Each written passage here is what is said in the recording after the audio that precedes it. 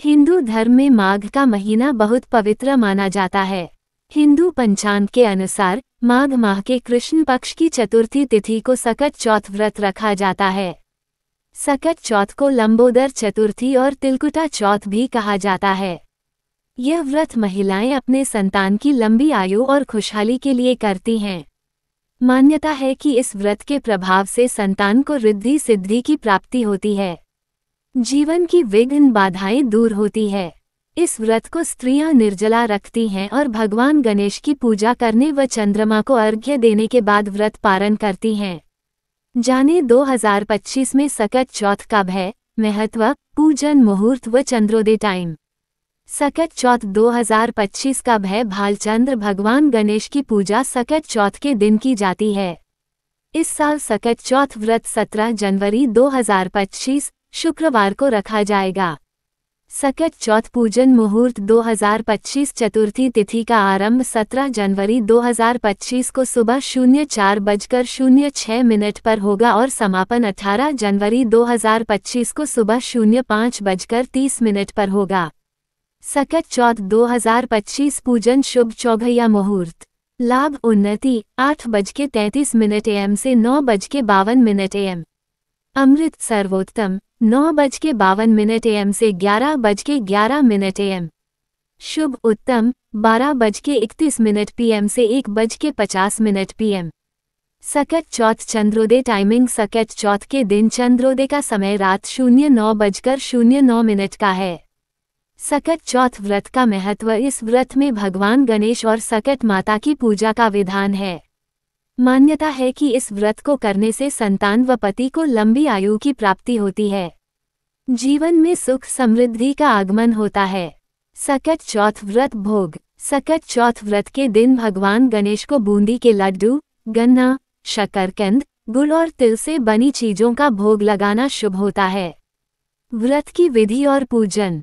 संकष्टी चतुर्थी का व्रत सूर्योदय से शुरू होकर चंद्र दर्शन तक रखा जाता है। इस दिन सुबह जल्दी उठकर स्नान करके स्वच्छ कपड़े पहनें। पूजा स्थल को साफ कर भगवान गणेश की प्रतिमा स्थापित करें। भगवान को दूर्वा, मोदक, फूल और दीप अर्पित करें। दिन भर व्रत रखें और शाम को चंद्र दर्शन के बाद पूजा संपन्न करें। इस दौरान भगवान गणेश के मंत्र और स्तुति का पाठ करें। गणोश मंत्र 1 ॐ वक्रतुंड महाकाय सूर्यकोटि समप्रभा निर्विघ्न कुरु मे देव सर्व कार्येषु सर्वदा। 2 ॐ एकदंताय विद्महे वक्रतुंडाय धीमहि तन्नो दन्ति प्रचोदयात्। ॐ महाकर्णाय विद्महे वक्रतुंडाय धीमहि तन्नो दन्ति प्रचोदयात्। ॐ गजाननाय विद्महे वक्रतुंडाय धीमहि तन्नो दन्ति प्रचोदयात्। 3 ॐ श्रीं गं सौम्याय गणपत्ये वरद सर्वजन में वशमानाय स्वाहा। एक साल में संकष्टी चतुर्थी के 12 से 13 व्रत होते हैं, जो हर महीने के कृष्ण पक्ष की चतुर्थी तिथि को आते हैं। हर चतुर्थी का अपना विशेष महत्व होता है। ऐसे में आइए जानते हैं साल 2025 में कब कब संकष्टी चतुर्थी का व्रत पड़ने वाला है। संकष्टी चतुर्थी व्रत को संकटहारा या सकट चौथ के नाम से भी जाना जाता है। ये दिन भगवान गणेश की आराधना और उनकी कृपा प्राप्त करने का दिन होता है। इस दिन व्रत करने वाले व्यक्ति को जीवन के सभी संकटों से मुक्ति मिलती है और उनकी सभी इच्छाएं पूरी हो जाती हैं। यह व्रत भक्तों के जीवन में सकारात्मक ऊर्जा और समृद्धि लाने वाला माना जाता है।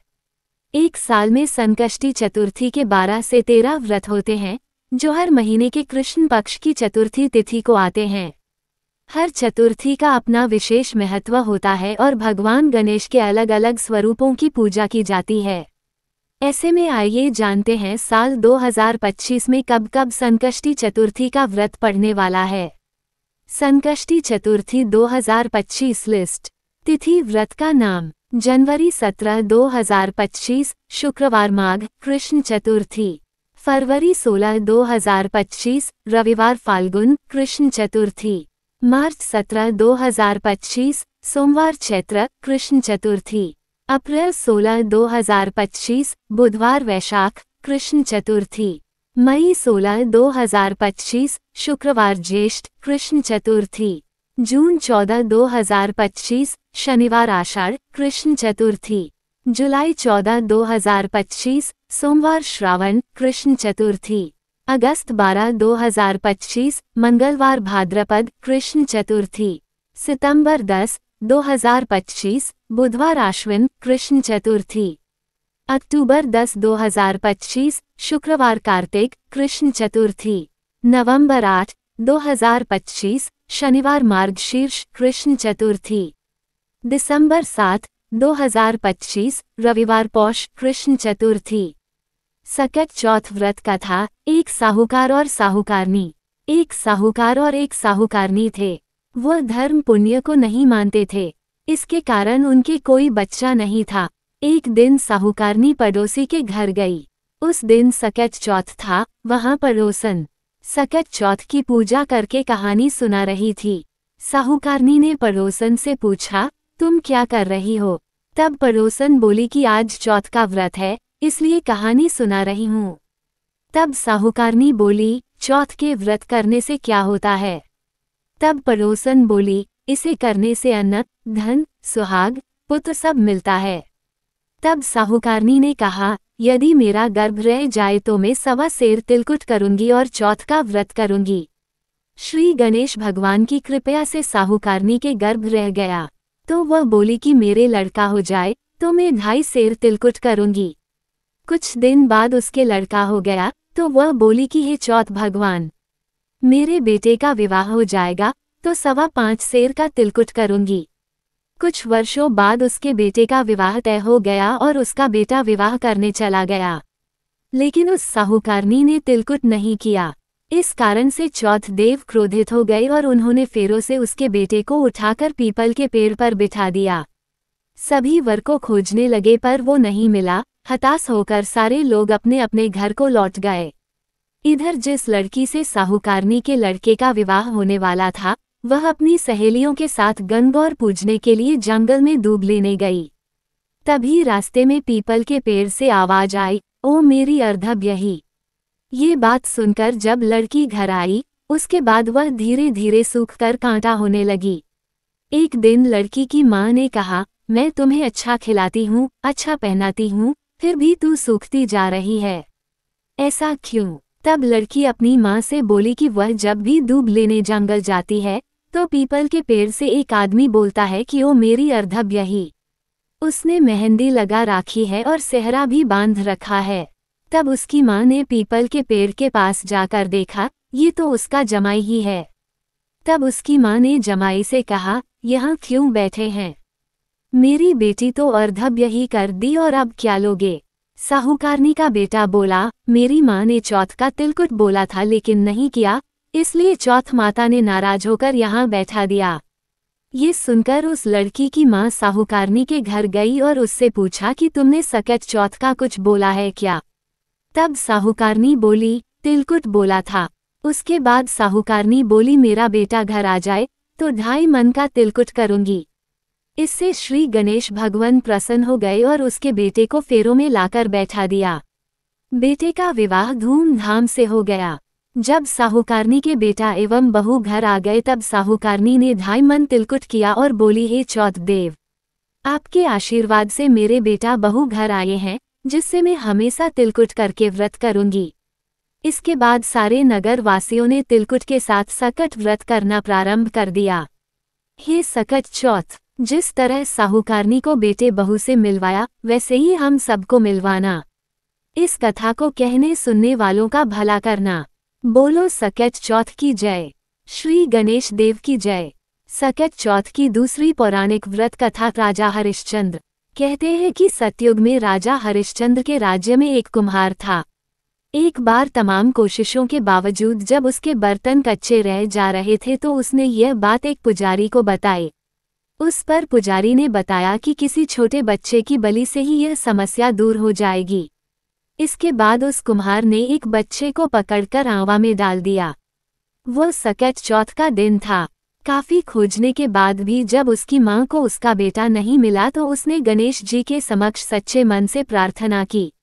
उधर जब कुम्हार ने सुबह उठकर देखा तो आंवा में उसके बर्तन तो पक गए लेकिन बच्चा भी सुरक्षित था।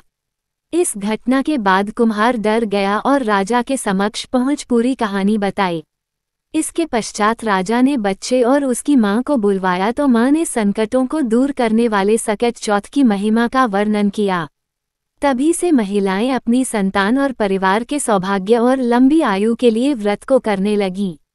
एक और सकट चौथ की कथा को सुनते हैं, उससे पहले मैं आपको याद दिला दूं, नहीं तो बाद में आप भूल जाएंगे कि अगर आपको इस वीडियो को देखकर थोड़ी भी जानकारी मिली हो तो इस वीडियो को लाइक करें और रोजाना कम से कम 2 ऐसी वीडियो देखने के लिए चैनल को सब्सक्राइब करना ना भूले। सकट चौथ पौराणिक व्रत कथा। श्री महादेव जी पार्वती। एक बार महादेव जी पार्वती सहित नर्मदा के तट पर गए। वहां एक सुंदर स्थान पर पार्वती जी ने महादेव जी के साथ चौपड़ खेलने की इच्छा व्यक्त की।